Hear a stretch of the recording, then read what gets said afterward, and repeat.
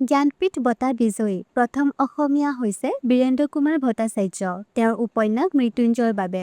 এই বঁটা লাভ কৰা অন্য দুগৰাকী অসমীয়া হ'ল মামণি ৰয়ছম গোস্বামী আৰু নীলমণি ফুকন। জ্ঞানপীঠ বঁটা হৈছে ইণ্ডিয়াৰ হায়েষ্ট লিটাৰী এৱাৰ্ড, যাক 1961ত গঠন হোৱা ভাৰতীয় লিটাৰী ট্ৰাষ্টে প্ৰদান কৰে। এই এৱাৰ্ডটো কনষ্টিটিউশ্যনৰ 8th শ্বেডিউলত থকা 22টা লেংগুৱেজৰ লগতে ইংলিছ টু লাইফ টাইম কণ্ট্ৰিবিউশ্যনৰ বাবে দিয়া হয়। ভাৰতৰ প্ৰথমটো জ্ঞানপীঠ বঁটা 1965 চনত মালায়ালাম পয়েট জি শংকৰা কুৰুপে তেওঁৰ কবিতা সংকলন অৰাকুঞ্চালৰ বাবে লাভ কৰিছিল। 1976 চনত বাংলা সাহিত্যলৈ আগবঢ়োৱা অৱদানৰ বাবে জ্ঞানপীঠ বঁটা লাভ কৰা আশাপূৰ্ণা দেৱী আছিল প্ৰথমগৰাকী মহিলা। বৰ্তমান এই এৱাৰ্ডত 11 lakh cash prize, Bagdevi statue আৰু চাইটেশ্যন প্ৰদান কৰা হয়। 2025ত হিন্দী সাহিত্যক বিনোদ কুমাৰ শুক্লাই 59 সংখ্যক জ্ঞানপীঠ বঁটা লাভ কৰে।